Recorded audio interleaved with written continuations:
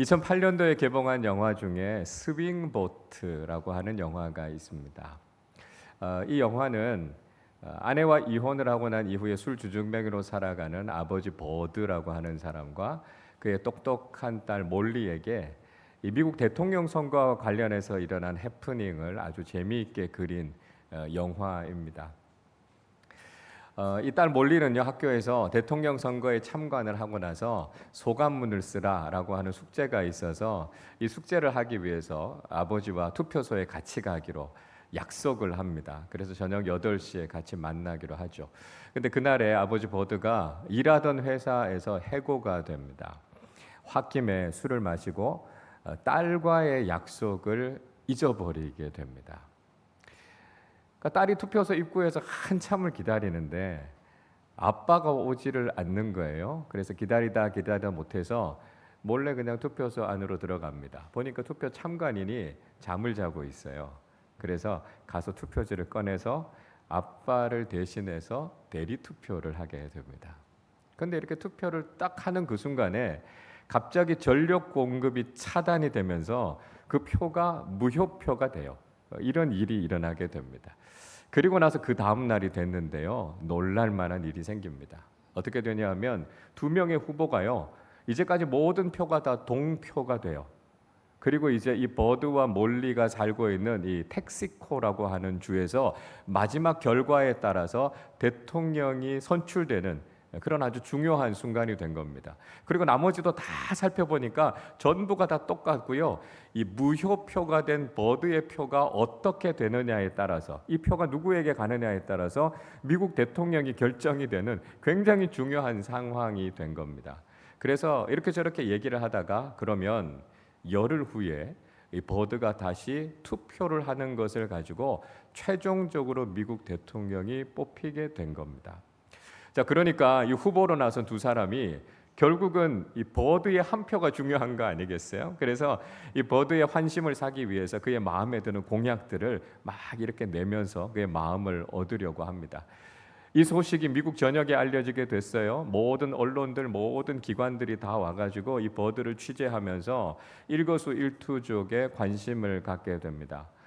하루아침에 술주정뱅이였던 버드가 유명 인사가 됩니다.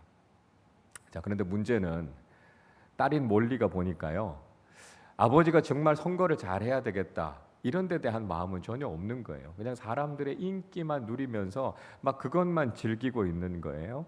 그런 아버지의 모습을 보면서 몰리가 실망하게 됩니다. 그런 모습을 버드가 발견하게 돼요. 아, 내가 정신을 차려야 되겠구나. 그리고 내가 올바른 선택을 해야 되겠구나 하는 생각을 하게 됩니다. 그 열흘이라는 시간 동안에 수많은 유권자들이 이런 대통령이 필요합니다, 뭐 이런 얘기들을 이 버드의 집에 편지를 보내준 거예요. 그래서 그 편지들을 읽으면서 이 두 명의 후보에게 질문할 여러 질문들을 정리해 가서 이 두 사람과 토론회를 하게 됩니다. 그리고 마지막에 한 표를 행사하기 위해서 투표장에 들어가는 것으로 이 영화는 끝이 납니다. 물론 뭐 현실 속에서는 일어날 수 없는 이야기겠죠. 코미디 영화니까요. 근데 중요한 것은 한 사람의 국민으로서 참정권에 참여하는 것이 민주주의에 있어서 얼마나 중요한가라고 하는 것을 다시 한번 우리에게 되새기게 하는 그런 교훈을 보여주는 영화라고 할 수 있습니다. 여러분, 우리는 다수의 생각이 지배하는 시대를 살아가고 있기 때문에 때로는 한 사람의 의견을 간혹 무시해버리는 경우들이 있습니다. 그러나 사실 때를 따라서는요, 한 사람의 결정이 굉장히 중요한 흐름을 뒤바꾸어 놓는 그런 결과를 낳게 되기도 하죠. 실제로 2008년도에 우리나라 강원도 고성군수 재보궐선거가 있었는데요, 무소속의 황종구 후보가 역시 무소속의 윤승근 후보를 4,597대 4,596 단 한 표 차이로 누르고 고성군수에 당선되는 일이 있었습니다. 그러니까 진짜 한 표가 당락을 결정한 것이죠. 우리나라만 그런 일이 있었던 게 아니에요. 미국의 19대 대통령 선거를 할 때 공화당의 러더퍼드 헤이스라고 하는 후보와 민주당의 세뮤얼 틸턴이라고 하는 후보가 서로 맞붙게 됐습니다. 근데 그 투표의 마지막에서 플로리다주, 루이지애나주, 사우스캐롤라이나주 이 세 개 주가 러더퍼드 헤이스 후보에게 19표를 몰표로 주게 됩니다. 그래서 최종 결과가 러더퍼드 후보가 185대 184. 역시 한 표 차이로 미국 대통령에 당선이 됩니다. 한 표를 우리 가볍게 여길 수도 있지만 한 표가요 정말 중요한 결정을 바꾸어 놓기도 한다라고 하는 것을 우리는 이런 사례들을 통해서 확인할 수 있습니다. 자, 여러분, 그러면 우리 신앙의 차원에서는 어떨까요? 우리 기독교 신앙의 차원에 있어서도 한 사람이 참 중요하다라고 하는 것을 이야기하고 있습니다. 사도 바울은 로마서 5장 19절에서 이렇게 말씀하고 있습니다. 한 사람이 순종하지 아니함으로 많은 사람이 죄인이 된 것 같이 한 사람이 순종하심으로 많은 사람이 의인이 되리라 말씀하고 있습니다. 그러니까 우리의 죄의 문제에 있어서도요, 또 우리의 구원의 문제에 있어서도 한 사람의 영향력이 결정적이었다라고 하는 것을 이야기하고 있습니다. 즉, 한 사람인 아담이 타락함을 통해서 모든 인류가 다 죄인이 됐고요, 한 사람인 예수 그리스도께서 십자가를 지심을 통해서 죄인인 우리가 의롭게 됐다라고 이야기하고 있습니다. 그러니까 우리의 영원한 운명을 결정하는 데 있어서 단 한 사람의 역할이 얼마나 큰 영향을 미쳤는가라고 하는 것을 우리에게 분명히 이야기하고 있는 것이죠. 모세도요, 신명기 18장 15절에서 이렇게 말씀합니다. 내 하나님 여호와께서 너희 가운데 내 형제 중에서 너를 위하여 나와 같은 선지자 하나를 일으키시리니 너희는 그의 말을 들을지니라 이야기합니다. 모세는 하나님께서 이스라엘 공동체 가운데 자신과 같은 선지자 한 사람을 세울 것이라고요, 그의 말을 잘 듣고 순종해야 된다라고 하는 것을 이야기하고 있습니다. 그러니까 하나님께서 선택하신 한 사람, 하나님께서 세우신 영적 리더 그 한 사람을 통해서 하나님은 위대한 하나님의 일을 해 나가신다라고 하는 것을 말씀하고 있는 거예요. 그러니까 신앙생활을 하고 있는 우리의 관심은 무엇이 되어야 하겠습니까? 우리가 그 한 사람으로 어떻게 살아야 될 것인가? 하나님께서 세우시는 그 한 사람이 과연 우리의 삶에 어떤 영향을 미치는가? 우린 거기에 관심을 가지고 신앙생활을 해야 된다라고 하는 것이죠. 오늘 본문의 말씀 속에서 예레미야 선지자는 남유다의 죄악상에 대해서 고발하고 있습니다. 예루살렘에 도대체 죄악의 뿌리가 얼마나 깊었는지요, 얼마나 죄의 모습이 심각했는가라고 하는 것을 이야기해주고 있습니다. 그들의 모습이 어땠을까요? 먼저 그들은 하나님 앞에서 거짓을 행했다는 것입니다. 2절을 보십시오. 그들이 여호와께서 살아계심을 두고 맹세할지라도 실상은 거짓 맹세니라 말씀하고 있습니다. 그러니까 남유다의 사람들이요, 하나님의 이름을 걸고 맹세하는 일을 좋아했어요. 그렇게 즐겨 그들은 하나님의 이름으로 맹세하는 일을 했지만 문제는 그것이 거짓말이었다라고 하는 것입니다. 여러분, 우리가 그리스도인으로 살아가면서 우리에게 정말 중요한 건 정직이에요. 우리가 신앙인으로 살아간다라고 하는 것은 거짓된 것과 완전히 구별되어진 삶을 살아야 된다라고 하는 것이죠. 그런데 우리가 신앙인이다라고 이야기하면서도 여전히 우리의 삶 속에 거짓이 난무하고 있다면 우리의 신앙을 돌아봐야 된다라고 하는 것이죠. 여러분, 우리는요 정말 정직이 생명이 되는 그런 신앙을 가지고 살아야 된다라고 하는 것입니다. 왜냐하면 하나님께서 우리의 모든 말과 행동을 지켜보고 계시기 때문이라는 것이죠. 그래서 우리가 교회 안에서도요 정직한 게 참 중요해요. 확인되지 않은 이야기들을 전해서는 안 되고요, 없었던 일들을 마치 있는 것처럼 거짓으로 이야기해서도 안 된다라고 하는 것이죠. 때로는 우리가 손해를 보는 한이 있다 할지라도 적어도 그리스도인이라면 우리는 정직한 사람들이 되어야 된다 하는 것을 우린 잊지 말아야 된다는 것입니다. 둘째로요, 그들은 영적 감각을 상실했다는 것입니다. 3절을 보십시오. 여호와여, 주의 눈이 진리를 찾지 아니하시나이까? 주께서 그들을 치셨을지라도 그들이 아픈 줄을 알지 못하며 그들을 멸하셨을지라도 그들이 징계를 받지 아니하고 그들의 얼굴을 바위보다 굳게 하여 돌아오기를 싫어함으로, 이렇게 말씀합니다. 자, 남유다 백성들의 문제가 무엇이었습니까? 하나님께서 때리는데 아픈 줄을 모르는 거예요. 왜요? 감각이 마비가 되어져 있는 것이죠. 여러분, 우리가 신경이 살아있다라고 하는 것은 고통을 느낀다라고 하는 뜻입니다. 그래서 우리가 수술을 하거나 치료를 할 때는 마취를 하잖아요. 그래서 통증을 느끼지 못하게 합니다. 근데 신경이 살아있다라고 하는 것은 다시 이야기하면 우리가 살아있다라고 하는 증거라고 할 수 있는 거죠. 근데 삶의 고통이 너무 많으면 사람들이 어떻게 생각합니까? 차라리 마비가 되면 좋겠다고요. 그러면 아프지 않을 거 아니냐고 이렇게 생각할 수 있습니다. 잠깐은 좋을지 몰라요. 그러나 그것이 굉장히 심각한 결과를 가져오기도 한다는 것입니다. 하반신 마비가 된 한 사람이 있었어요. 전기장판 위에서 누워 있었는데 뭔가 이상한 냄새가 나는 것 같습니다. 알고 보니까 전기장판에 합선이 돼서 화재가 일어난 겁니다. 그리고 자신의 살이 타들어가고 있었던 거예요. 하반신 신경이 살아 있었다면 통증을 느꼈겠죠. 그리고 즉각적으로 조치를 했을 겁니다. 그런데 무감각해져 있으니까요, 신경이 죽어 있으니까요, 그 상황이라고 하는 걸 알지 못하고 아주 심각한 화상을 입게 된 거예요. 여러분, 영적인 감각도 마찬가지라는 거예요.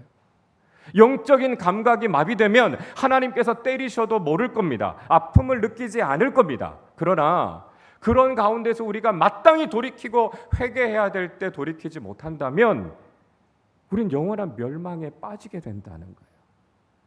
영적인 감각이 살아있어야 합니다. 하나님께서 우리를 꾸짖으실 때, 하나님께서 우리를 책망하실 때 우리가 깨닫고 돌이켜야만 우린 영원한 멸망에 빠지지 않는다라고 하는 것을 우리 반드시 기억해야 된다는 것이죠. 셋째로는요, 그들의 지도자들이 영적으로 무지했다라고 하는 것입니다. 4절과 5절을 보십시오. 내가 말하기를 이 무리는 비참하고 어리석은 것뿐이라 여호와의 길 자기 하나님의 법을 알지 못하니 내가 지도자들에게 가서 그들에게 말하리라. 그들은 여호와의 길 자기 하나님의 법을 안다 하였더니 그들도 일제히 멍에를 꺾고 결박을 끊은지라 말씀합니다. 예루살렘에 사는 백성들은 하나님의 길이 무엇인지, 하나님의 법이 무엇인지를 몰랐습니다. 일반 백성들만 몰랐던 것이 아니고요, 지도자들도 그걸 몰랐다는 거예요. 여러분, 모르는 건 그렇게 큰 잘못이 아닙니다. 배우면 되죠. 알면 되죠. 근데 문제는 내가 모른다는 사실 자체를 모르는 것은 심각한 문제라는 것이죠. 내가 알고 있다고 착각하는 것입니다. 예루살렘의 지도자들은 자신들이 하나님의 길과 하나님의 뜻을 잘 알고 있다고 착각하고 있었다는 거예요. 그러나 그들은 정작 하나님의 길을 알지 못했기 때문에 그들도 바른 길을 걷지 못했고 백성들도 올바른 길로 인도하지 못했다라고 하는 것을 이야기하고 있는 것이죠. 자, 예루살렘이 이런 심각한 죄악 가운데 빠져 있었습니다. 이제 그들에게 남아있는 것이 무엇이었을까요? 하나님의 심판이죠. 하나님의 징벌이 그들 앞에 있었다라고 하는 것입니다.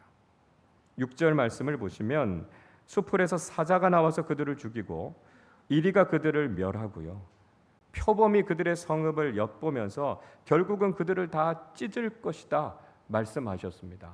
당연한 결과 아니겠습니까?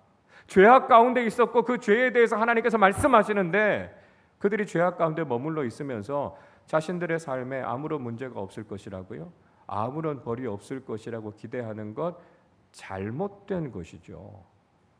하나님은 정의의 하나님, 공의의 하나님이시니까요, 죄를 그냥 두시는 분이 아니시라는 거예요. 그래서 7절에서 이렇게 말씀하시죠. 하나님께서 어떻게 이런 유다를 용서하시겠느냐고요. 그들이 각종 악을 행하고 있었고요. 하나님 아닌 다른 신들을 섬기고 있는 이 악한 길을 걸어가고 있는데 하나님께서 어떻게 그것을 멈추게 하지 않으시겠느냐고요. 그들을 때려서라도 그들에게 벌을 주고라도 그 죄악으로부터 돌이키게 하는 것이 공의의 하나님 아니시겠느냐 말씀하고 있습니다. 우리 9절 말씀도 같이 읽어보겠습니다. 여호와의 말씀이니라 내가 어찌 이 일들에 대하여 멸하지 아니하겠으며 내 마음이 이런 나라에 보복하지 않겠느냐. 하나님 말씀하시죠. 어떻게 이런 일을 행하는 사람을 향해서 벌을 내리지 않고 어떻게 이런 길을 걸어가고 있는 나라를 하나님께서 책망하지 않으시겠느냐고요. 그렇게 하지 않으시면 정의의 하나님 아니시라고요. 공의의 하나님 아니시다 말씀하고 있습니다. 여러분, 우리는 우리의 죄악을 보고 하나님께로 돌이킬 수 있어야 합니다. 우리는 너무 쉽게 공의의 하나님을 잊어버립니다. 그리고 늘 하나님께 우리를 사랑해 달라고만 요구할 때가 있습니다. 그러다 보니까요, 우리의 신앙이 어린아이 신앙이 되어버리는 것이죠. 하나님 앞에 어리광만 부리면서 우리가 잘못했지만 그것 가지고 야단치지 마시고 하나님 그저 우리를 사랑해 주기만 해주세요. 우리가 그렇게 바라면서 신앙생활을 하고 있는 것이 아닌가라고 하는 것입니다. 여러분, 우리는 어린아이들이 아니에요. 이 조선 땅에 복음이 들어온 지가 이미 140년이 지났습니다. 우리 교회는 벌써 창립 35주년이 됐습니다. 이제 우리는 그 나이에 걸맞게 자발적이고 능동적으로 하나님을 기쁘시게 하고 하나님이 원하시는 삶을 살 수 있는 능력이 우리에게 있어야 된다는 거예요. 그러나 여전히 우리는 어린아이 같은 모습으로 하나님이 원하시는 신앙생활을 하지 못하면서 늘 하나님께 사랑만 갈구하고 있는 것이 우리의 모습 아닙니까? 돌이켜야 된다는 거예요. 죄악 가운데 있지만 여전히 우리가 그런 모습으로 살아가고 있다면 우리는 하나님을 실망시켜드리는 존재밖에 되지 못한다는 거예요. 하나님 앞에 정직하지 못하고 하나님께서 우리에게 말씀하시지만 그 말씀을 제대로 새겨듣지 못하는 영적인 무감각함이 우리에게 있지 않습니까? 하나님의 말씀인 성경을 제대로 읽지 않고 묵상하지 않아서 하나님의 뜻이 무엇인지 하나님의 길이 무엇인지도 알지 못하고 하나님 앞에 기도하면서 아뢰지 않아서 도대체 하나님이 원하시는 것이 무엇인지도 알지 못한 채 그렇게 살아가고 있는 것이 지금 우리의 신앙의 모습은 아닌가라고 하는 것입니다. 하나님께서 우리에게 말씀하실 때, 하나님께서 우리에게 깨닫게 하실 때 회개하고 돌이키는 믿음의 사람들이 되실 수 있기를 바랍니다. 자, 여러분, 그렇다면 우리는 어떻게 살아야 될까요? 우리 세상을 탓할 수도 있습니다. 세상이 너무 악하다고요. 진실하지 않게 살아가는 사람들이 너무 많다고 우리가 원망할 수도 있습니다. 예, 맞습니다. 세상은 악합니다. 그러나 과거에나 지금이나 세상은 악하지 않았던 적이 단 한 번도 없었습니다. 그 정도의 차이가 있기는 했지만 하나님 앞에서 세상은 선하지 않았고요, 정직하지 않았습니다. 초대교회 당시에도요, 이미 종말의 징조들이 나타나고 있었고요, 초대교회 성도들은 마지막 때의 신앙을 가지고 살아갔던 것을 우린 볼 수 있지 않습니까? 세상을 탓하는 것만으로는 우리의 삶과 이 시대가 변화되지 않는다는 거예요. 자, 여러분, 그러면 무엇이 우리에게 소망이 될 수 있고 무엇이 진정한 해결책이 될 수 있겠습니까? 오늘 본문의 말씀은 우리가 바로 하나님께서 찾으시는 그 한 사람이 되어야 한다 하는 것을 말씀하고 있습니다. 오늘 1절 말씀 같이 읽겠습니다. 너희는 예루살렘 거리로 빨리 다니며 그 넓은 거리에서 찾아보고 알라. 너희가 만일 정의를 행하며 진리를 구하는 자를 한 사람이라도 찾으면 내가 이 성읍을 용서하리라. 예레미야는 하나님께서 주시는 약속의 말씀을 전하고 있습니다. 예루살렘 거리를 다니면서 정의를 행하고 진리를 구하는 단 한 사람을 찾으라고요. 그 한 사람 때문에 하나님께서 예루살렘을 살리시겠다 말씀하고 있습니다. 하나님의 관심은 한 사람에게 있습니다. 하나님은 많은 사람을 찾으시는 게 아니에요. 이 시대가 어둡다고 해서 거기에 근본적인 원인이 있다 말씀하시지 않습니다. 그 시대를 살리고 그 성읍을 살리는 한 사람의 믿음의 사람이 있다면 그 사람을 통해 하나님께서는 새로운 일을 이루시겠다는 거예요. 그 마음의 중심을 하나님께 두고 온전히 하나님의 뜻에 순종할 수 있는 그 한 사람을 통해서 하나님께서는 한 공동체와 한 나라를 살리시겠다 말씀하고 계신다는 것이죠. 여러분, 우리 조선 땅이 복음으로 어떻게 변화가 됐습니까? 많은 사람들이 있었기 때문입니까? 그렇지 않습니다. 한 사람의 순교와 한 사람의 회심이 있었기 때문에 조선 땅이 복음으로 새로워질 수 있었습니다. 1866년에 로버트 저메인 토머스라고 하는 선교사가 제너럴 쇼머노를 타고 대동강을 따라서 복음을 전하기 위해서 이 땅에 들어왔습니다. 이 토마스 선교사는요, 1832년에 들어온 칼 비틀라프 선교사에 이어서 두 번째로 조선 땅에 들어온 개신교 선교사였습니다. 그런 복음을 전하고자 하는 부푼 꿈을 가지고 대동강변에 내렸지만 조선 관군에게 잡히게 되고요, 성난 군민들의 휘두르는 몽둥이와 칼에 찔려서 결국은 그 자리에서 순교하게 됩니다. 토마스 선교사가 순교하면서 자신의 손에 들려 있었던 성경책을 자신에게 칼을 찌른 박춘권이라는 사람에게 주게 됩니다. 그리고 30년이 지난 후에 60대의 노인이 된 박춘권이라는 사람이 뒤늦게 성경을 읽고 기독교 신앙으로 개종하게 됩니다. 그는 평양에서 복음을 전하고 있었던 사무엘 마펫 선교사의 세례를 받고 1899년에 비로소 기독교 신앙에 귀하게 됩니다. 그리고 그 이후에 안주 교회의 영수로 일생을 살아가는 동안 복음 전하는 일에 헌신하면서 살았던 것을 볼 수 있습니다. 그뿐만이 아니었습니다.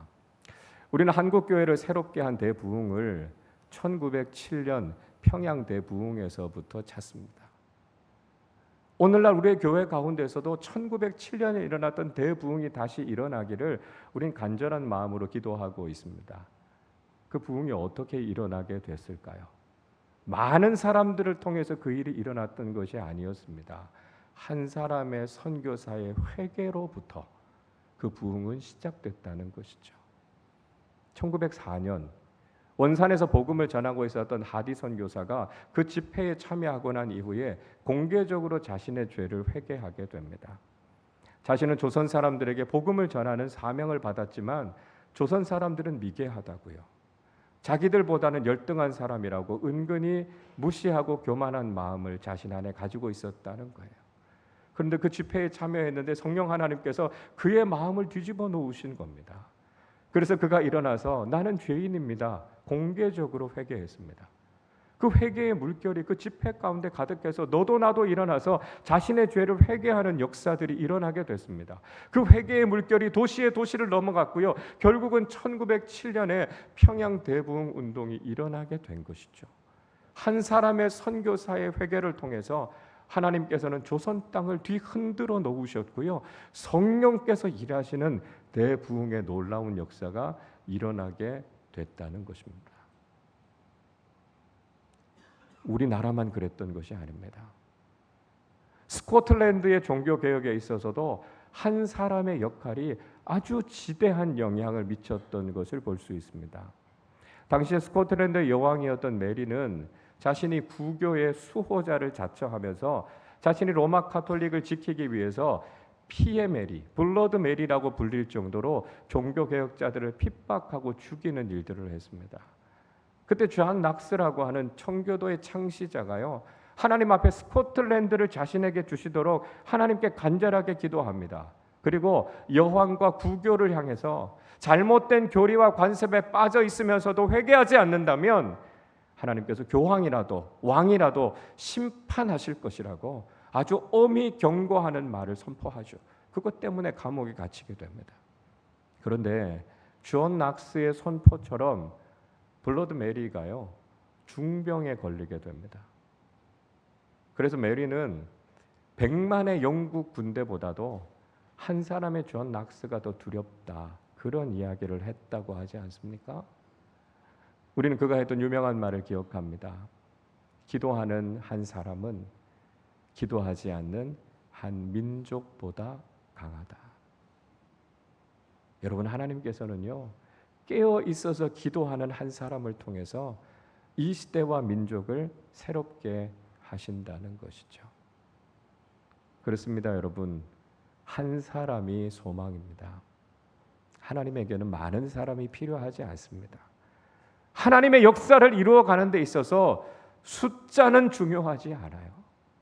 그 마음의 중심을 하나님께 두고 오직 하나님께 헌신할 수 있는 그 한 사람을 통해서 하나님께서는 지금도 놀라운 일들을 이루어 가신다는 것이죠. 우리는 세상이 너무 어둡다고요, 하나님을 등지고 있는 사람들이 너무 많다고요 원망하거나 불평할 수 있을 겁니다. 그러나 여전히 하나님의 말씀이 진리임을 깨닫고 그 말씀에 순종하는 한 사람을 하나님은 찾고 계신다는 거예요.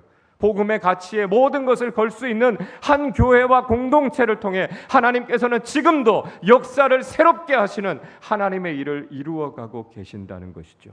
하나님은 그 한 사람을 찾고 계십니다. 그 한 사람이 소망임을 깨닫는 믿음의 사람들을 통해서 하나님은 지금도 새로운 하나님의 일들을 이루어 가실 줄로 믿습니다. 한 사람이 소망임을 깨닫는 믿음의 사람들이 되셔서 하나님의 부르심에 응답하는 우리 아름다운 교회 모든 교우들, 또 우리 교회가 될 수 있기를 주님의 이름으로 축원합니다. 우리 시간 함께 찬양하고 기도하겠습니다. 주님이 찾으시는 그 한 사람이 되기를 원합니다. 아무도 없다고 말할 때 주님, 제가 여기 있습니다. 주님 앞에 응답하는 믿음의 사람들 되게 해주십시오. 우리 고백하며 함께 찬양하겠습니다. 주를 위한 이곳에, 주를 위한 이곳에 예배하는 자들 중에 그가 찾는 이 없어 주님께서 슬퍼하시네. 주님이 찾으시는 그 한 사람, 주님이 찾으시는 그 한 사람, 그의 배자, 내가 그 사람 되길 간절히 주께 예배하네. 주 은혜로 이곳에 서 있네. 주 은혜로 이곳에 서 있네. 주 임재에 엎드려 절하네. 그 어느 것도 난 필요 없네. 주님만 경배해. 주 은혜로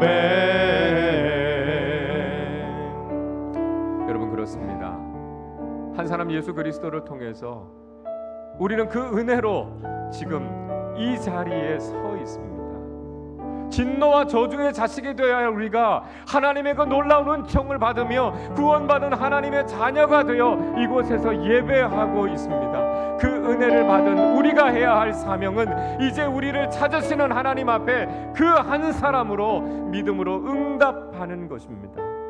많은 사람이 필요한 게 아니에요.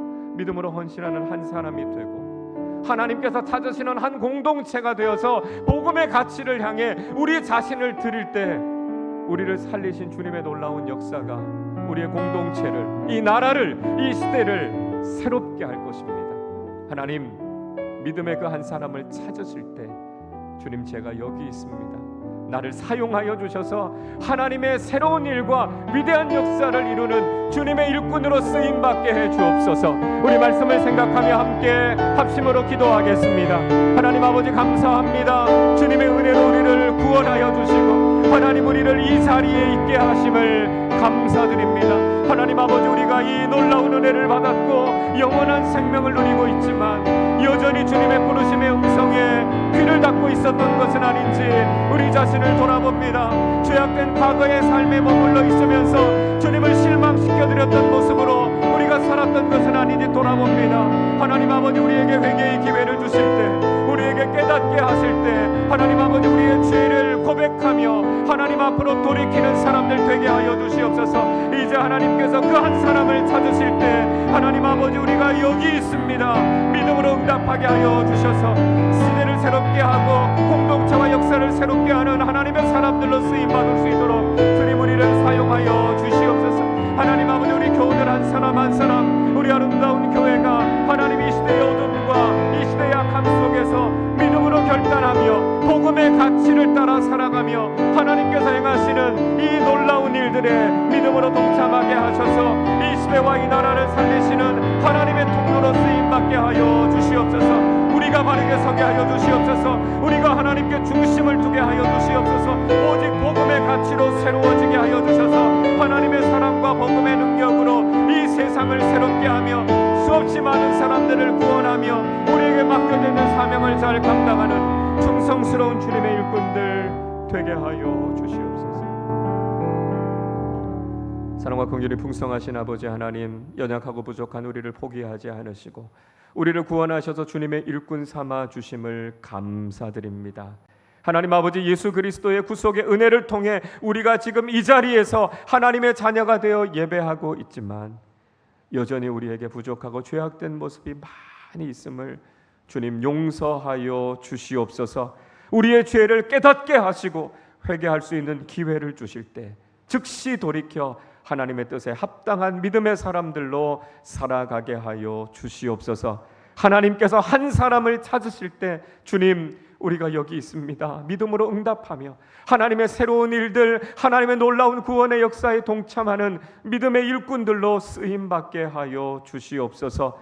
진리와 정의를 행하는 한 사람을 찾을 때 예루살렘을 용서하실 것이다 말씀하신 주님의 약속의 말씀처럼 이 악한 시대 속에서 깨어있는 한 사람의 믿음의 사람들이 되게 하여 주셔서 이 시대를 구원하고 많은 사람들을 구원의 길로 인도하는 주님의 일꾼들로 살아가게 하여 주옵소서. 감사드리며 우리 주님 예수 그리스도의 이름으로 기도하옵나이다. 아멘.